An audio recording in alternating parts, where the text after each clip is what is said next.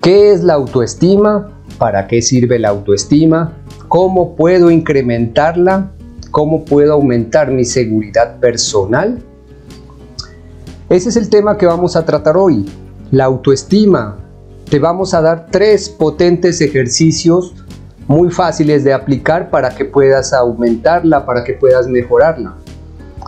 Por supuesto, también te vamos a explicar qué es, cómo funciona. Soy Nelson Arturo, psicólogo especialista en el tratamiento de la ansiedad, director de la página nelsonarturopsicólogo.com, en la cual vas a encontrar todo lo que necesites para superar la ansiedad sin medicinas, sin efectos secundarios, utilizando las técnicas psicológicas más avanzadas que poseemos. Ya sabes, Nelson Arturo Psicólogo, tu casa en internet, para que puedas superar la ansiedad. Por supuesto, como siempre, traemos invitados excepcionales, la crème de la crème, como siempre, para ustedes. Nos acompaña desde España, valga el verso, Estíbaliz Bilbao.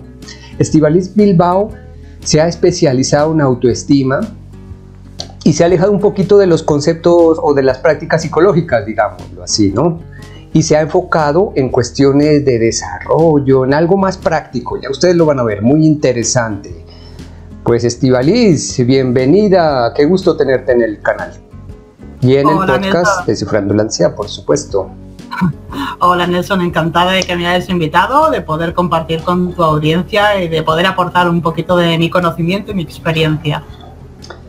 Aparte de su página, que ya les vamos dejando desde aquí las coordenadas virtuales de Estíbaliz, tiene un importante podcast, es decir, un programa radial por internet, que lo pueden escuchar cuando ustedes gusten, que se llama Autoestima para el Liderazgo.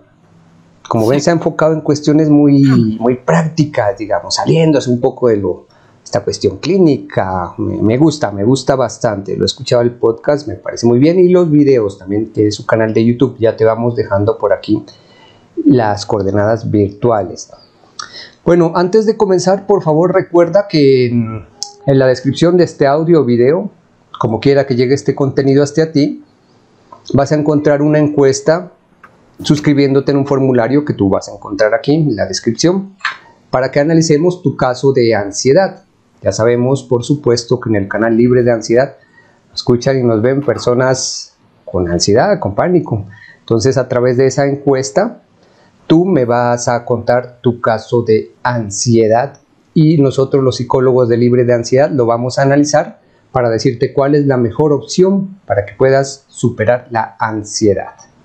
Bueno, Estíbaliz, por favor, cuéntanos, ¿cómo fue que terminaste en este mundo de la autoestima para el liderazgo, aportando cosas a veces mucho más prácticas y beneficiosas que lo que hacemos los mismos psicólogos? Cuéntanos por qué tu interés en ello, en este tema que es tan importante. Siempre mencionado, siempre mentado, pero muy pocas veces comprendido. ¿Cómo fue que terminaste aquí en este tema, por favor? Bueno, Nelson, pues la realidad es que yo viví en primera persona la ansiedad. La viví en numerosas ocasiones y cuando yo acudía efectivamente a la consulta de un psicólogo, a un médico, la solución que me daban era una pastilla. Obviamente es necesaria en algunos casos y yo agradezco esa ayuda, pero lo que yo pretendía era no volver a repetir. Es decir, que cuando me ocurrieran cosas, fuera capaz de aprender a gestionar ese miedo, esa ansiedad, hasta el punto de vivir tranquila, ¿no? De disfrutar de mi vida a pesar de las dificultades. Y mi ansiedad se enfocaba mucho en el ámbito profesional, porque yo vivía una profesión que no me gustaba, en un lugar que tampoco me gustaba, ni cómo me trataban, ni el tipo de trabajo que hacían, ni cómo me pagaban. En fin, era una situación, pero al mismo tiempo sufría ese miedo que me impedía pues marcharme. Entonces era como un pez que se muerde la cola.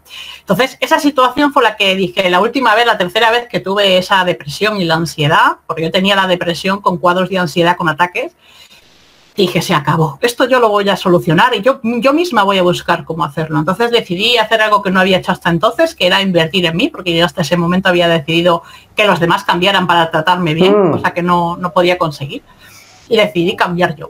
Y en ese momento me di cuenta de que podía hacerlo y de que podía utilizar todos estos conocimientos y esta experiencia para ayudar a otras mujeres, porque yo me enfoco en ayudar a mujeres que quieren aprender a tomar decisiones en el ámbito profesional y ejecutarlas, que quieren que sean sus propias decisiones, pero que quieren tomar esas decisiones sin sentir culpabilidad ni sentir ansiedad, que era lo que me ocurría a mí.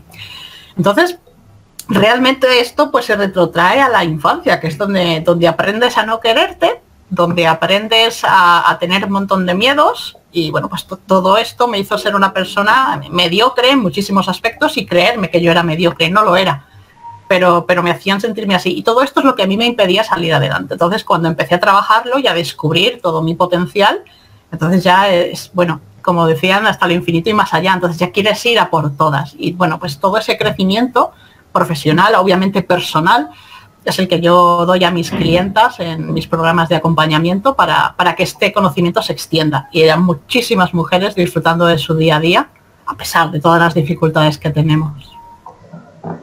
A veces los psicólogos a veces pecamos como por querer llevar unas cosas muy científicas, digamos, excesivas, ¿no? Y tú, al ser abogada eres, ¿no? De profesión abogada.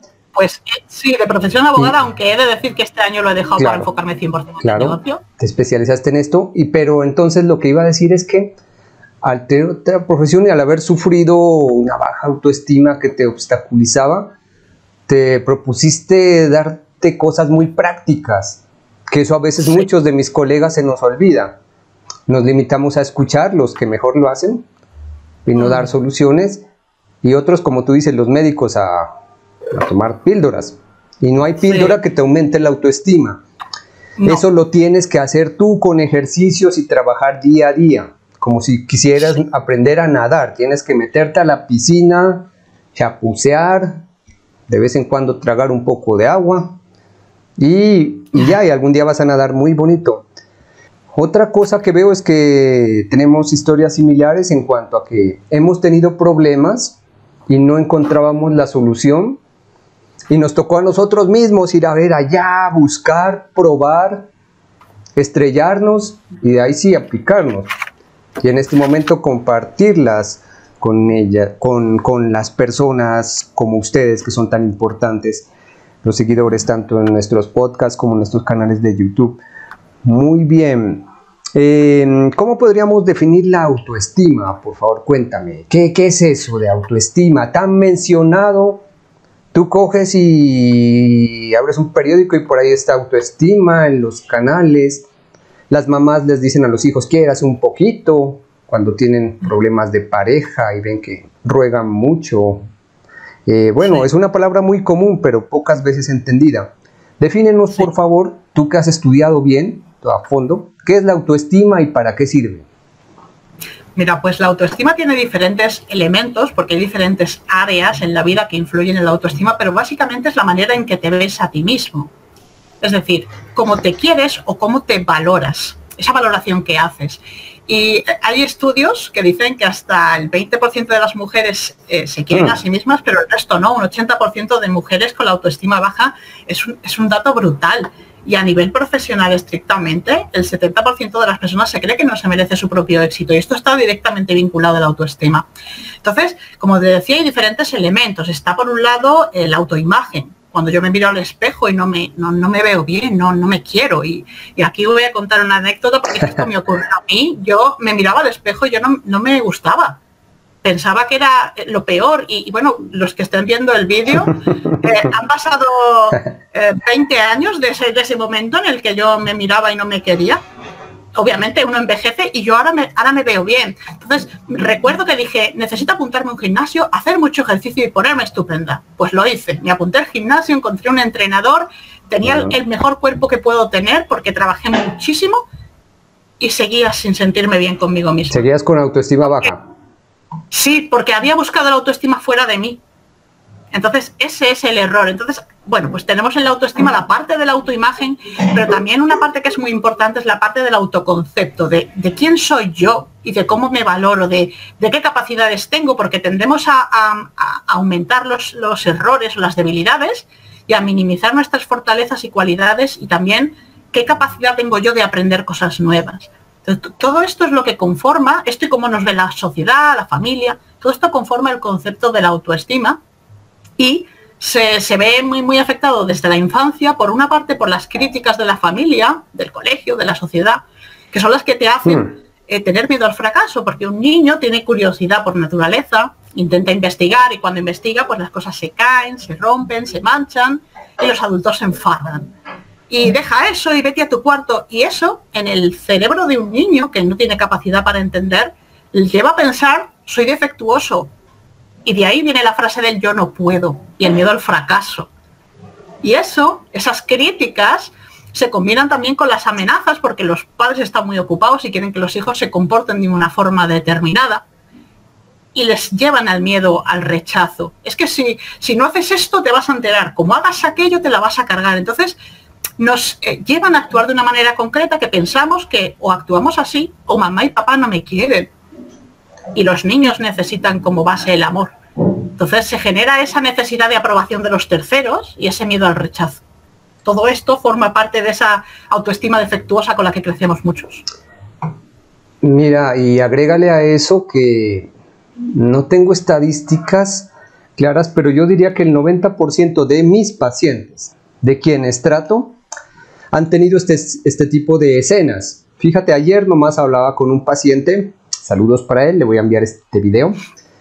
Obviamente no puedo decir su nombre ni nada, salvaguardar su anonimato. Pero él me contaba que su mamá directamente le dijo, eres feo. Oye, tú saliste tan feo así como la familia de tu papá. Fíjate que la mamá de ella es la mamá del papá, o sea, la abuela paterna, es fea. Le decía directamente. Otro caso de otra paciente que también vi esta semana, todos los días veo autoestima baja y pisoteada por los mismos quienes deberían aumentarnos, o sea, los cuidadores, papás, casi siempre. Sí. Otra señora que sufrió algún accidente por acá en la cara y entonces le comenzaron a decir, ay, qué tuerta, que no sé qué, que eres fea. Y en Sudamérica tenemos un heredado de ciertas épocas, un complejo demasiado estúpido, y es que considerarnos indios o descendientes de la gloriosa e histórica, ¿qué puede decir? Cultura inca, o azteca, o chibcha, o bueno, tantas culturas que hay acá, canos, bueno, y todo, se considera una ofensa, ¿no? Acá. Y entonces, no sé si en Europa están enterados de esto, ¿no? Por ejemplo, que si me ven con un colorcito aquí como canela, como el mío, entonces ya es indio y es menos. No sé si en Europa sabrán, ¿no? Eso. Sí. Y también ocurre esto. Y entonces a esta señora, por su mismo color de piel, y eso que vivía en un pueblo en el que casi todos eran de ascendencia indígena. Entonces ella comenzó a creer que chola, que indígena y que era menos. Y eso se lo decían ¿quiénes? Papás, en la escuela, compañeros, profesores. Aquí todavía, aspiro a que ya no, ¿no? En Colombia decirle indio a alguien es insultarlo. Oye, esta india, pues, oye, sí. Bueno, primero que nada, indio no es el nombre correcto, eso nos lo dijeron porque pensaron que llegaban a India, ¿no? Bueno, ya saben la historia. Y lo otro que son culturas milenarias, ¿no? Que lejos de ser una ofensa es un orgullo, ¿no? Mira, los incas, imagínate, ¿qué más? Llegaron hasta aquí donde estoy, ¿no? Al sur de Colombia. Entonces, papás los maltratan y directamente, oye, diciéndoles, como te dije, eres feo. Y aparte de maltratos, abusos sexuales y cualquier cantidad de aberraciones. Y fuera de eso, una cultura acá que siempre es diciéndonos, eres feo, ya mira, eres trigueño, se dice acá, entonces ya eres menos. O sea, ya si ves a un europeo, entonces eres menos.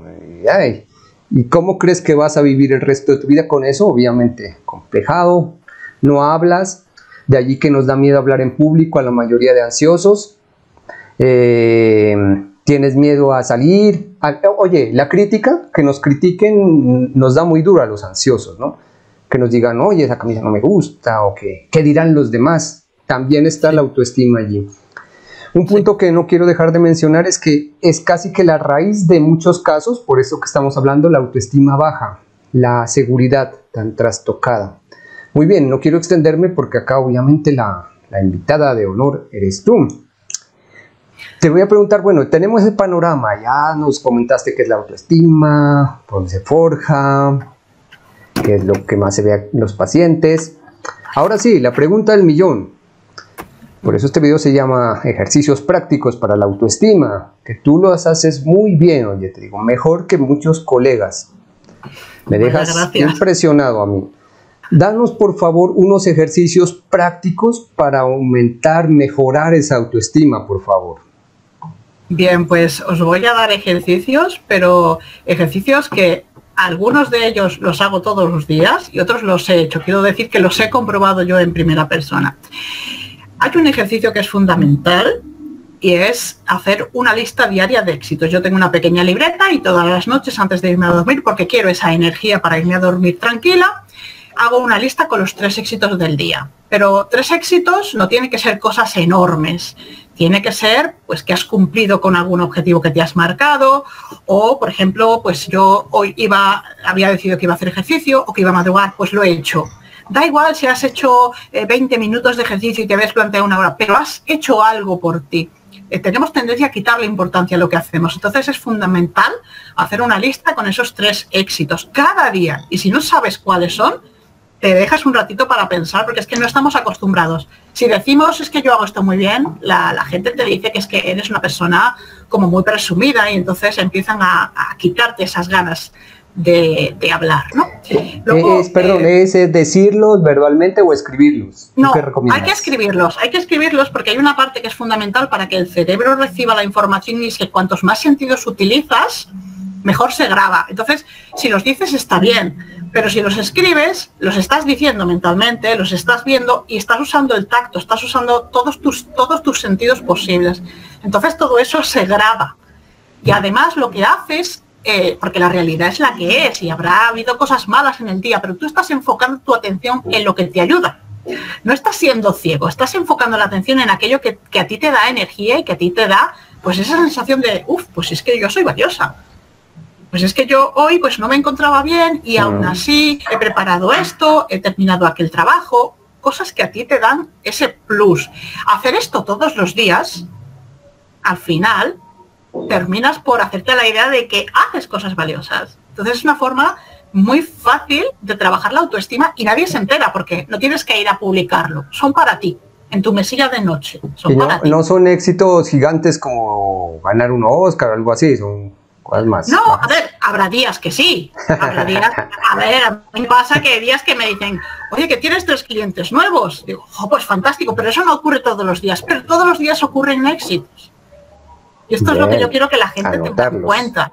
Bien, claro, pero aunque sean sencillos, o sea, es que hoy me he puesto el chándal y he andado 10 minutos. Habrá gente que diga, es que 10 minutos no es nada. Sí, 10 minutos son 10 minutos más que ayer. Es algo, entonces vamos a enfocarnos en aquello que nos da poder, en nuestros éxitos. Perfecto, es el primer y muy poderoso, muy potente. Ya les había dicho, esta amiga ha hecho énfasis en cosas muy prácticas. Vamos a ver, ¿cuál será el segundo ejercicio que nos puedes brindar? Vale, el segundo ejercicio tiene que ver con el cerebro reptiliano, que está enfocado siempre a identificar las amenazas para favorecer la supervivencia. Entonces, ¿qué hacemos todos los días? Darnos mucha cuenta de lo que hemos hecho mal y básicamente ninguna de lo que hemos hecho bien. Por eso el ejercicio de los éxitos. Pero ¿qué pasa con las cosas que han salido de una manera diferente a como yo quería? No hace falta que sean catástrofes, pero simplemente no han salido como yo quiero. Normalmente hablamos de fracasos. Entonces, vamos a coger esos fracasos y vamos a extraer el aprendizaje.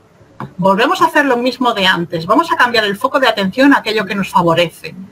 Y vamos a decir, por ejemplo, cuando empezó el confinamiento, a mí como a muchas otras personas nos pasó que yo perdí una serie de proyectos profesionales que eran presenciales. Bien, pues eso para mí era un fracaso porque yo había invertido 6 meses de mi tiempo en ello. Bueno, pues lo que hice fue reorganizar toda mi planificación profesional para enfocarme en hacer lo mismo online. ¿Qué pasa? Que eso era una cosa que yo ni siquiera había previsto antes. ¿Por qué? Porque online es más difícil la conexión con las personas, entonces era mejor la otra, pero yo podía hacer algo para cambiar la realidad, ¿no? Yo estaba encerrada en mi casa igual que millones de personas por todo el mundo. Entonces dije, vale, esto ha salido mal, ¿qué puedo hacer yo con las herramientas que tengo? Y es sacar ese aprendizaje y reorganizar, utilizar todo lo que tenía que me valía y pasarlo a otro ámbito. Entonces, cada día di, esto es un caso de un fracaso grande, pero todos los días hay cosas que no salen como quieres. Bueno, pues hoy, por ejemplo, me he levantado muy tarde, o aprendizaje, acostarme antes, es así de sencillo. Entonces ya tu mente no está en qué torpe soy, qué inútil, que no soy capaz de levantarme a la hora que me he marcado, no, está en ya sé lo que voy a hacer mejor mañana. Y todo esto te cambia completamente la perspectiva. Y ese goteo diario, al final, te hace sentirte mejor. O sea que el segundo es, si algo no te salió en el día o en la semana, más vale ver qué has aprendido, cómo puedes mejorarlo, claro, en lugar de torturarte y decirte, ay, fracasé, claro, qué idiota soy. Bueno, y a propósito, en realidad aprendes, bueno, y analizas, ¿no? A propósito de eso último, y ahí viene ligado con un tercer ejercicio, ¿no? Sí. No sé cómo será por allá en Europa, ¿no? Pero aquí en Sudamérica sí que es común escuchar frases como estas, aunado a malas palabras, como diciéndose, qué burro soy, pero qué idiota, ay, pero qué imbécil. Ahora mismo escuché a alguien autoinsultándose con palabras de grueso calibre que no voy a repetir aquí, pero palabras de mentadas de madre en adelante, diciéndose qué tal, qué es, no, horrible. Decía, ¿qué pasa, oye? Escuchaba, ahí viene el tercer ejercicio. ¿Cuál es ese tercer ejercicio, mi estimada Estíbaliz, para quienes viven dando autolátigo con esas frases tan terribles? Claro. Mira, es fundamental las palabras que utilizas para hablar de cualquier cosa, pero fundamentalmente de ti misma. Yo tenía esta costumbre de hablar muy mal de mí, e incluso hay personas que cuando se insultan lo hacen como un chiste. Ay, es que soy muy torpe, jaja. Sí. Lo hacen como para quitarle importancia, pero realmente se lo están diciendo. Entonces el lenguaje que usas construye la realidad que vives. ¿Por qué? Porque si tú dices, ay, yo soy muy torpe, no puedo, lo que consigues es que tu cerebro se cierre y no busque soluciones. Yo soy muy burra, decía una asistente mía, ¿no? Que también la voy a poner acá. Estás buscando que se cumpla esa profecía, porque yo soy muy torpe y la próxima vez me saldrá mal, y lo ves como yo tenía razón que era muy torpe. Entonces es fundamental realizar algún tipo de conducta que nos lleve a cortar eso. Y es muy difícil, pero al final te das cuenta de que te hablas mal. Entonces yo aquí utilicé durante un mes, en 2 ocasiones, un sistema súper sencillo y que se basa en la terapia de conducta y de determinación de la conducta de Pavlov, pero vais a ver que es muy sencillo. Consiste en colocar una goma elástica, estas que vienen en las verduras muchas veces. Un resorte o banda elástica se dice por acá en Sudamérica, ¿no? Sí, hay que colocarla y cada vez que te insultas, coges y estiras. Es fundamental que la pongáis delante. Aquí no, porque es donde están las venas, ¿vale? Es peligroso, pero aquí. Entonces, ¿qué pasa? Que cuando tú dices, qué torpe soy, estiras, eso duele. Porque tú no te das cuenta de cómo te perjudica decirte que eres torpe, pero cuando te das el latigazo con la goma, sí te das cuenta de que duele. Entonces tu cerebro asocia que insultarte duele. Y lo haces una y otra vez hasta que consigas dejar de hablarte así. Parece que no, pero en un mes estás tan harta de tener la rojeza aquí, de que te pique, de que te duela, que realmente dejas de hablarte mal. Entonces funciona divinamente, es, vamos, el sistema más sencillo que yo he descubierto a nivel personal para cambiar la manera en la que te hablas. Ahí es donde les digo, bueno, esta técnica, de hecho alguien le llama detención de pensamiento en psicología, pero fíjate que Estíbaliz lo aplica de una manera muy práctica y para la autoestima, ¿no? Claro. Ahí es donde ella me asombra de grata manera, en que ha tomado herramientas que ya tenemos los psicólogos y los utiliza en maneras novedosas y prácticas, les reitero, ¿no? Cosas que sirven a la gente. A veces sí que nos enredamos los psicólogos dando vueltas. Bien, Estíbaliz. Entonces esperamos, recuerden el primer ejercicio, rememorémoslo, mi estimada Estíbaliz. ¿El primero era cuál? Escribir 3 éxitos del día, por sencillos que sean, en una libretita. Segundo. El segundo es 3 aprendizajes, es decir, 3 cosas que durante el día no han salido como tú esperabas. ¿Qué aprendizaje has extraído para poder aplicarlo a la vez siguiente? ¿Qué cosas buenas, qué cosas diferentes vas a hacer? Muy bien. También escrito, claro, ¿no? Porque sí, escrito igual, porque a lo mejor dices, no, es que esto me ha salido mal. Ah, pero una parte la he hecho bien. Ah, bueno, pues esto ya lo sé. O sea, ya tienes el aprendizaje de que ese paso ya lo sabes, te falta el paso segundo. Muy bien. Tercero. El tercero es cambiar la manera en la que te hablas. Para dejar de insultarte, te colocas una goma elástica en la muñeca por la parte de adelante y cada vez que digas qué torpe soy o cualquier similar, tiras y eso duele hasta que tu cerebro asimila que insultarse duele. Quería reforzar ese hecho, ¿no? Cuando tú te dices cosas como que burra soy, entonces no lo sientes físicamente, pero se ha demostrado a nivel de cambios cerebrales neuronales que sí lo sientes. Es como si alguien más te insultara, como si te pegaran. Es desagradable para tu cuerpo. Tal vez tú no lo sientes, pero tu psiquis sí que lo está experimentando de mala manera. Entonces esto del cauchito te va a enseñar a no autoflagelarte. Estíbaliz, pues, dime. No, te iba a decir que esto es una consecuencia de esas críticas de la infancia. Cuando no tienes nadie que te critique, te tienes que criticar tú.